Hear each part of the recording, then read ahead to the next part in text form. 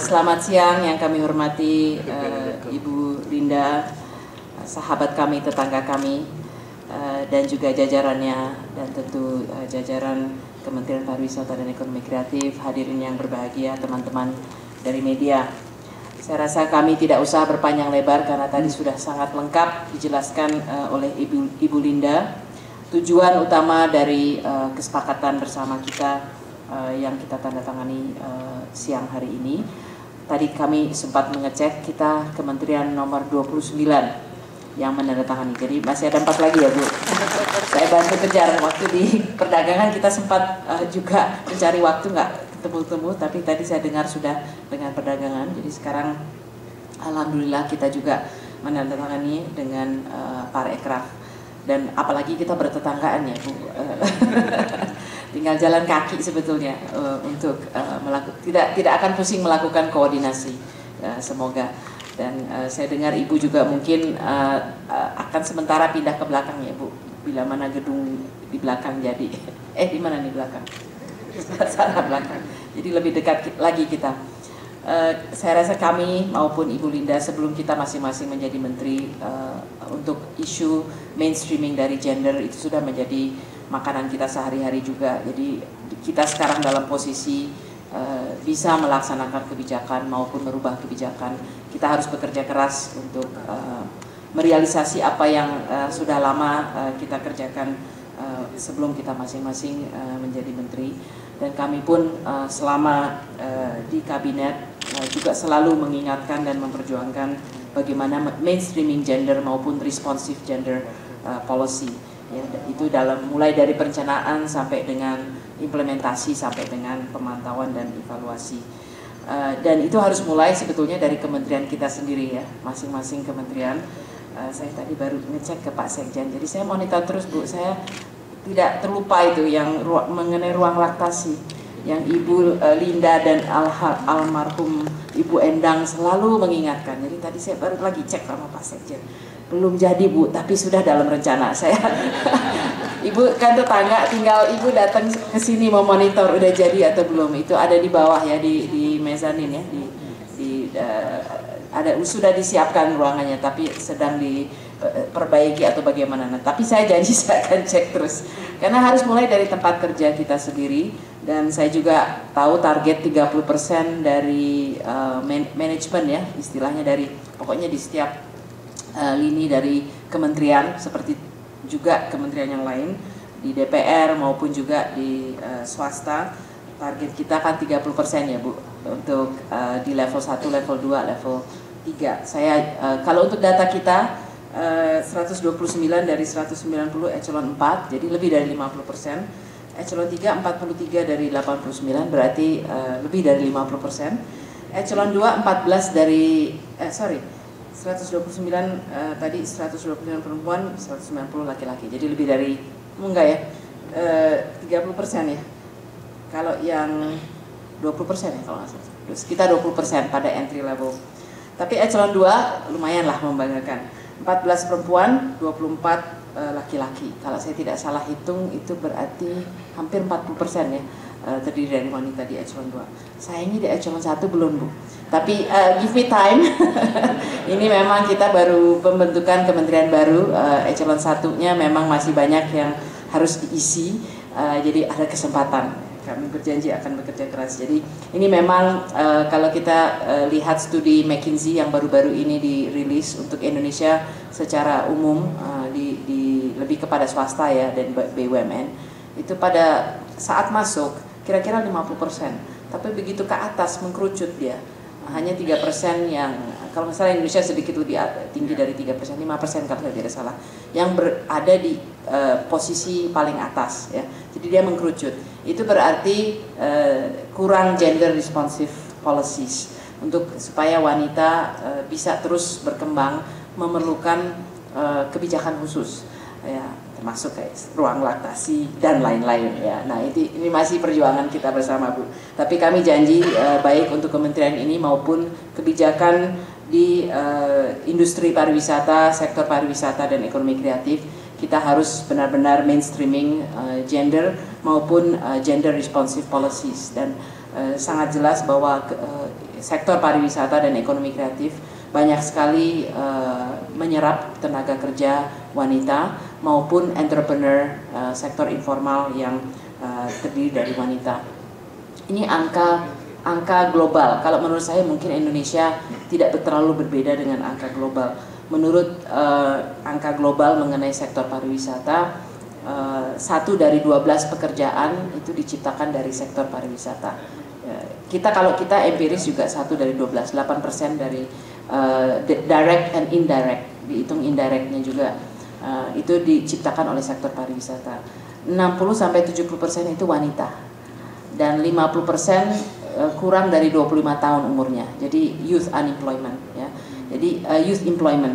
Nah, ini berarti saya rasa angka Indonesia mungkin tidak terlalu berbeda dengan angka global, tapi tolong Pak War tadi pesan Ibu Linda bagaimana memilah data dipilah berdasarkan gender itu maupun age, itu akan kelihatan apakah angka Indonesia juga mendekati angka global. Kalau memang benar dan feeling saya benar, apalagi ekonomi kreatif kita belum memilah datanya itu berdasarkan pekerja wanita maupun wirausaha wanita yang bekerja di ekonomi kreatif. Saya yakin lebih banyak mempekerjakan wanita. Jadi ini perlu kita pelajari bersama, dan kebijakan apa yang bisa kita terapkan di dalam melakukan program kita yang akan gender responsif maupun mainstreaming gender di dalam kebijakan-kebijakan kita. Misalnya kalau memang pekerja wanita lebih, ini simple example saja, saya terapkan waktu di perdagangan. Kalau pekerjanya lebih banyak wanita ya, di tempat wisata, kalau di perdagangan itu di pasar tradisional 90% itu pekerjanya wanita, pedagang pasarnya wanita. Maka demikian fasilitas umumnya harus lebih pro wanita ya, seperti MCK harus lebih banyak space dari segi space maupun tempat, lebih banyak MCK untuk wanita. Itu simple example ya, ataupun ruang laktasi ataupun bahkan tempat penitipan anak ya. Jadi ini yang hal-hal yang penting kita pikirkan, itu simple example, tapi cara kita melakukan mainstreaming gender dan gender responsive policies bisa sampai kepada melengkapi mereka dengan pengetahuan mengenai membuat bisnis, menabung, permodalan bagaimana, desain dan seterusnya, dan menggunakan teknologi ya. Seperti komputer supaya mereka bisa mengakses internet dan seterusnya. Ini hal-hal yang akan menjadi PR bersama bagi kita. Yang terakhir mungkin mengenai perlindungan anak.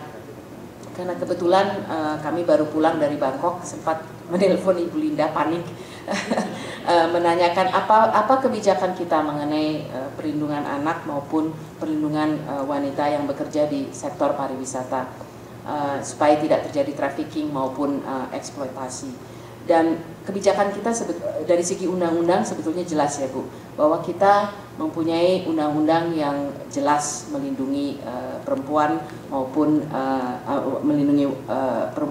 anak yang bekerja di sektor pariwisata. Kita zero tolerance boleh dikatakan ya, hukumannya jelas bahwa ini adalah crime ya, tindak pidana ya, dan hukumannya cukup berat ya Bu ya. Jadi dari segi legalnya saya rasa kita jelas.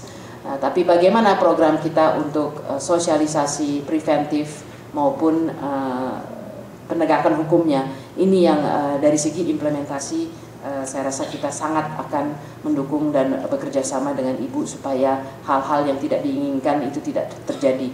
Bagaimana kita kembangkan pariwisata tanpa terjadi dampak negatif yang dikhawatirkan. Dan apa yang kami belajar dari pertemuan di Bangkok, kebetulan itu TV debate Ibu, jadi Deutsche Welle, saya lupa apakah sudah akan ditayangkan atau tidak, itu seluruhnya mengenai pariwisata, tetapi khusus isu itu diangkat, karena di Eropa mereka cukup concern mengenai isu tersebut, dan menurut mereka Indonesia tidak, kalau yang memang disorot itu Thailand, maupun Vietnam dan Kamboja yang dikatakannya sudah mulai ada masalah-masalah seperti itu. Indonesia alhamdulillah kita ketahui memang kita tidak 100% bebas dari masalah itu, tetapi dibandingkan relatif dengan negara lain kita dianggap lebih baik. Nah, ini yang harus kita jaga dan tentunya menjaga terus. Dan yang saya anggap cukup bijak di dalam pembahasan itu, oke, semua negara mempunyai law-nya dan ada international code of conduct ya mengenai exploitation terhadap minors. Kita juga sudah signatory dan sudah kita tuangkan juga di dalam undang-undang maupun prinsip-prinsip kita. Tetapi bagaimana kita kerjasama dengan industri, misalnya dengan industri perhotelan, mereka harus mengindahkan code of conduct itu, ya, karena disitulah rawannya ya, di tempat-tempat yang berisiko tinggi dan rawan kita harus sosialisasi dan berharap industri juga mengindahkan code of conduct yang ada. Dan yang menarik bagi saya, 50% dari PR-nya ada di pemerintah dan di industri, tapi 50% PR-nya lagi adalah di dalam perilaku wisatawannya sendiri, jadi turisnya sendiri. Nah ini di sini kita juga jadi kita bisa preventif segala macam apapun, tapi perilaku dari atau behavior dari turis ini juga perlu kita perhatikan. Dan disinilah kita perlu kerjasama, dan di sini tentu tugas dari kementerian ini bekerjasama dengan Ibu.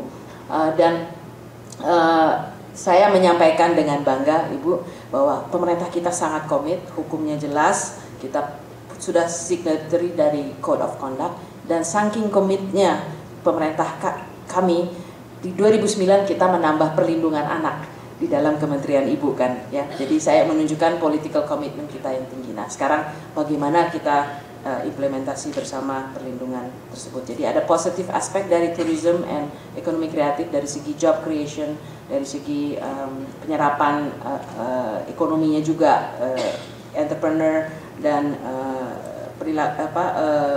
opportunity ekonominya. Tapi let's prevent the negative side ya. Itu saya rasa komitmen kita, dan saya harap MOU ini akan menjadi awal yang baik bagi kita menyusun program bersama dalam rangka mainstreaming maupun responsive gender policies, maupun untuk melindungi pekerja wanita dan pekerja anak yang ada di sektor ini. Demikian, terima kasih, dan marilah kita menjalin kerjasama yang baik, karena kita bukan hanya karena kita bertetanggaan, tetapi karena memang kita punya komitmen dan visi yang sama. Terima kasih.